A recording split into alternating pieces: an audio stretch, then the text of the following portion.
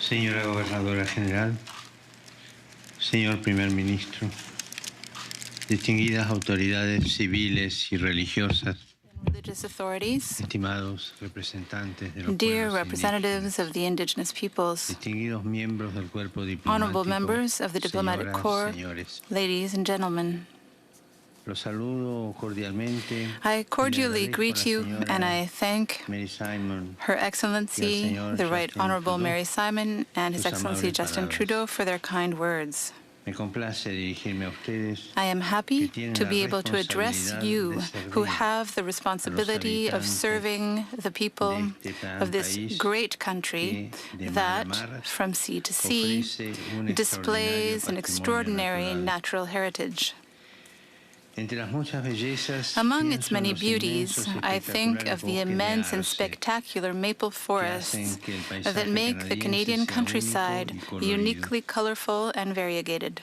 Me gustaría inspirarme en el símbolo I por would like to excelencia take de as esta my tierra, starting point the symbol hoja del par arce, excellence of these lands, que desde the los maple escudos de leaf, Quebec which, se starting with the seal of Quebec, rápidamente hasta rapidly convertirse spread to en el become emblema the destacado emblem en la bandera that del appears país. on the national flag.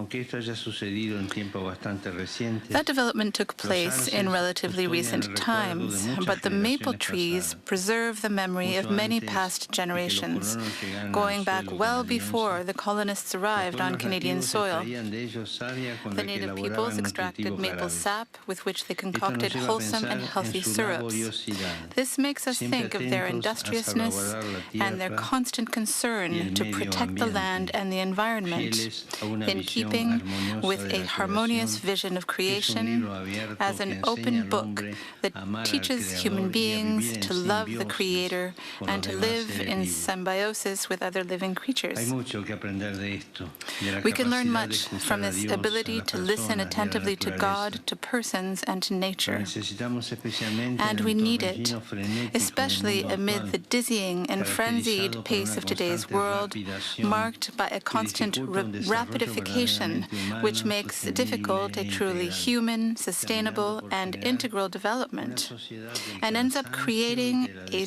society of que weariness lucha and por disillusionment, descubrir de nuevo el a gusto por la society that finds it contemplación, hard to recover el the sabor taste genuino for de las relaciones, contemplation, la authentic mística de la fraternidad. relationships, and the mystique of togetherness. Cuánta necesidad tenemos We de have such a escucharnos need to listen to each dialogar, other and to para alejarnos dialogue del with one another individualismo in order to imperante, step back de los from the juicios prevailing apresurados, individualism, de la from hasty agresividad judgments, desenfrenada, widespread de la tentación de aggressiveness, dividir el mundo and the en buenos y temptation to malos. divide the world into good Las people grandes and hojas bad. de arce que absorben el The aire large contaminado maple y leaves, which restituyen absorb oxígeno, polluted air nos and in invitan turn a give out maravillarnos con oxygen, la belleza de la invite us to creación marvel at the y beauty a of dejarnos creation atraer por and los to sanos valores appreciate the presentes wholesome en las values culturas present in the indígenas. indigenous cultures. Son una inspiración They can para inspire todos us nosotros all y nos pueden and help ayudar a sanar to heal los dañinos harmful hábitos de tendencies to exploit explotar la creación, not only las creation, relaciones, but also el tiempo, time and y orientar la relationships, actividad humana únicamente and to en base función human de activity utilidad y solely beneficio. on what proves useful and profitable. Sin embargo, estas lecciones vitales These vital teachings, han sido however, objeto de una were violenta violently oposición en el opposed pasado. in the past.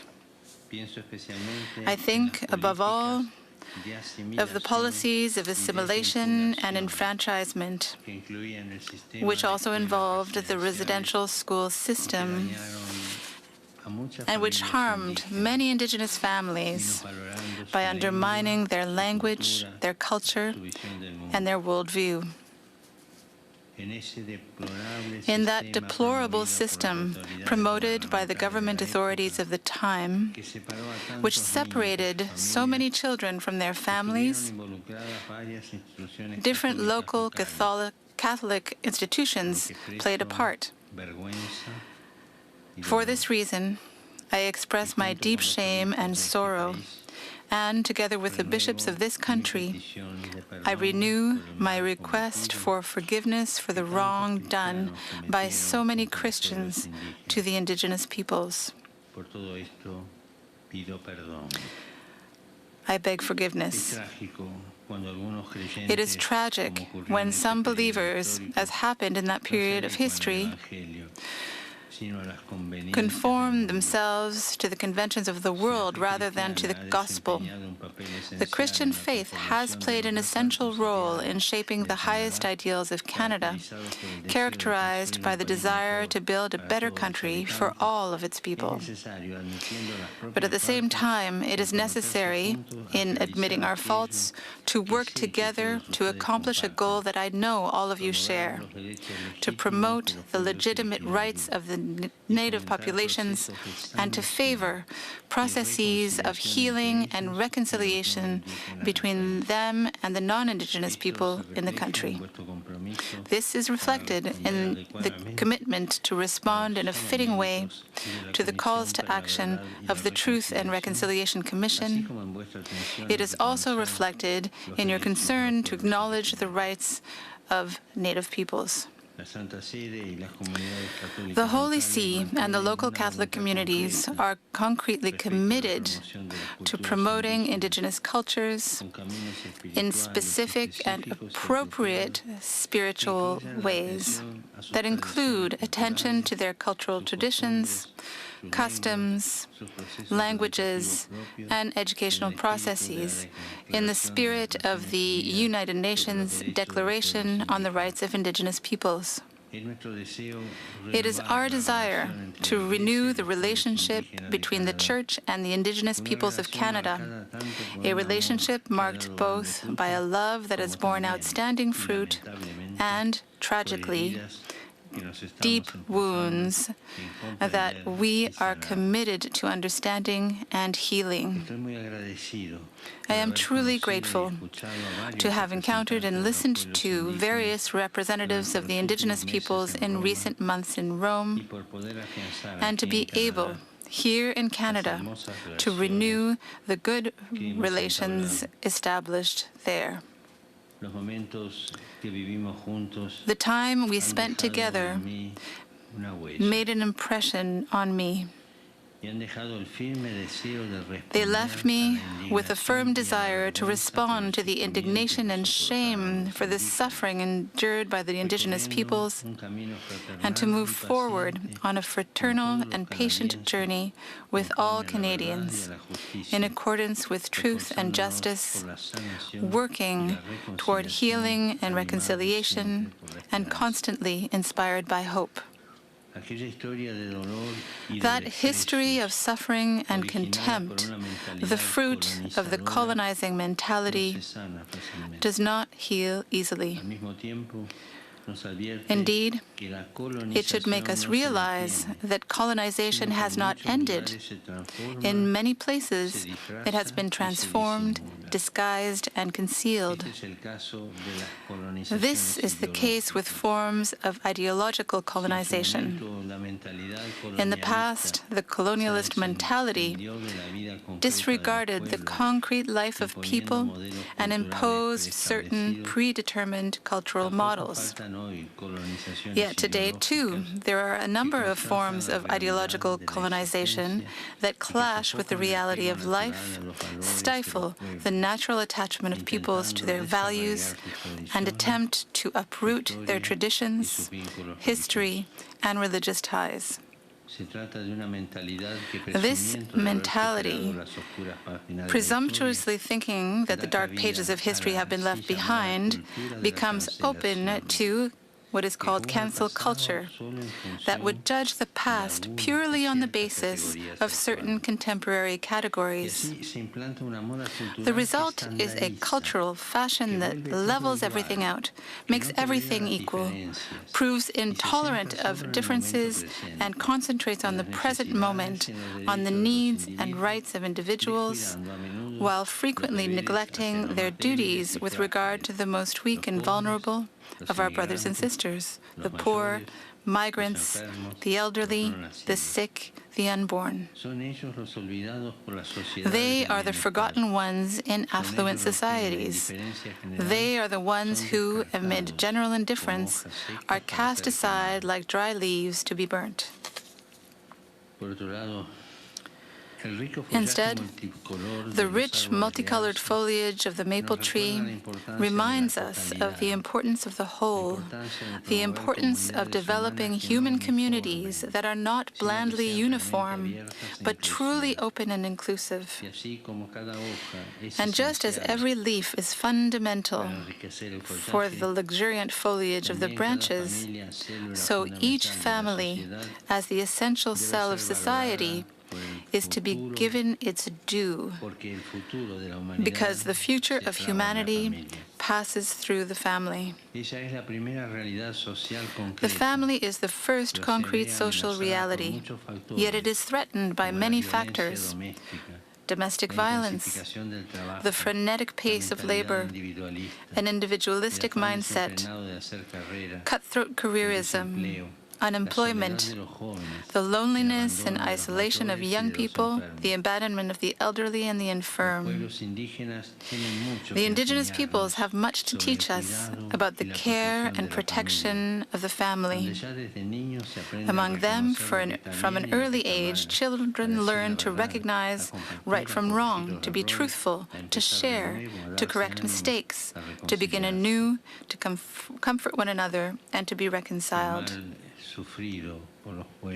May the wrongs that were endured by the indigenous peoples that we are ashamed of today serve as a warning to us, lest concern for the family and its rights be neglected for the sake of greater productivity and individual interests.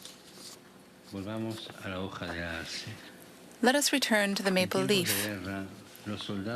In wartime, soldiers used those leaves for bandages and to soothe wounds.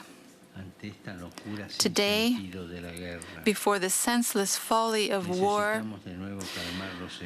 there is once again a need to heal from forms of hostility and extremism and to cure the wounds of hatred. A witness of tragic acts of violence in the past recently observed that peace has its own secret, which is never to hate anyone. If we want to live, we must never hate. There is no need to divide the world into friends and enemies, to create distances. An arms race and strategies of deterrence will not bring peace and security. We need to ask ourselves not how to pursue wars, but how to stop them, and to prevent entire peoples from once more being held hostage in the grip of terrible and protracted Cold Wars. What we need are creative and far-sighted policies capable of moving beyond the categories of opposition in order to provide answers to global challenges. In fact, the great challenges of our day, like peace, climate change, the effects of the pandemic, and international migration movements, all have one thing in common. They are global. They are global challenges. They concern everyone. And since all of them speak of the need to consider the whole, politics cannot remain confined to partisan interests.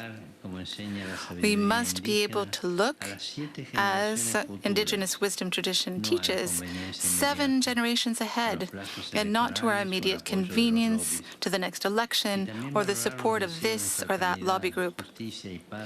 But we need also to appreciate the yearning of young people for fraternity, justice, and peace. In order to preserve memory and wisdom, we need to listen to the elderly. But in order to press forward towards the future, we also need to embrace the dreams of young people. They deserve a better future than the one we are preparing for them. They deserve to be involved in decisions about the building of the world of today and tomorrow, particularly about the protection of our common home. In this regard, the values and teachings of the indigenous peoples are precious. Here, I would like to express appreciation for the praiseworthy commitment being made at the local level to protecting the environment.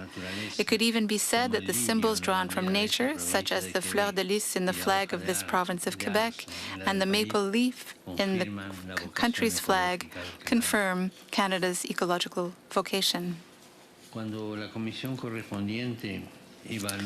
When the Commission for the creation of the Canadian flag set about evaluating the thousands of sketches submitted for that purpose, many of them presented by ordinary people, it proved surprising that almost all of them contained the image of the maple leaf.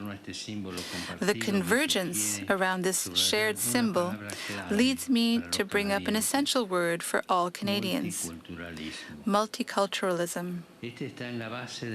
Multiculturalism is fundamental for the cohesiveness of a society as diverse as the dappled colors of the foliage of the maple trees. With its multiple points and sides, the maple leaf reminds us of a polyhedron. It tells us that you are people capable of inclusion, such that new arrivals can find a place in that multiform unity and make their own original contribution to it.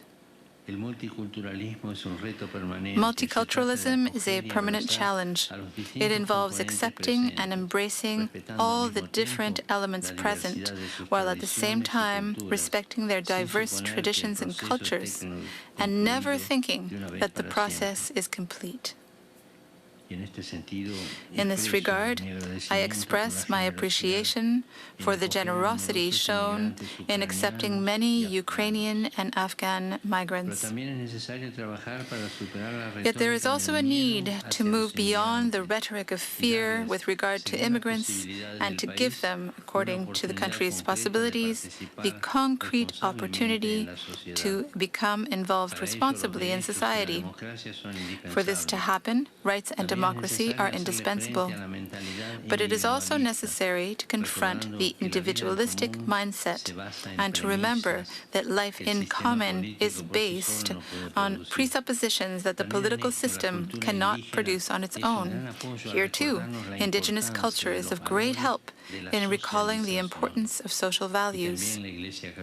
The Catholic Church, with its universal dimension, its concern for the most vulnerable, its rightful service to human life at every moment of its existence, from conception to natural death, is happy to offer its specific contribution. In these days, I have heard about the many needy people who come knocking on the doors of parishes. Even in a country as developed and prosperous as Canada, which pays great attention to social assistance, there are many homeless people who turn to churches and food banks to receive essential help in meeting their needs, which, lest we forget, are not only material. These brothers and sisters of ours spur us to reflect on the urgent need for efforts to remedy the radical injustice that taints our world, because of which the abundant gifts of creation are unequally distributed. It is scandalous that the well-being generated by economic development does not benefit all sectors of society. And it is sad that precisely among Native peoples we often find high rates of poverty, along with other negative indicators, such as a low percentage of schooling and less than easy access to housing and to health care. May the emblem of the maple leaf, which regularly appears on the labels of this country's products, serve as an incentive to everyone to make economic and social decisions that foster participation and care for those in need. It is by working in common accord, hand in hand, that today's pressing challenge must be faced. I thank you for your hospitality, your attention, your respect, And with sincere affection, I assure you that Canada and its people are truly close to my heart. Thank you.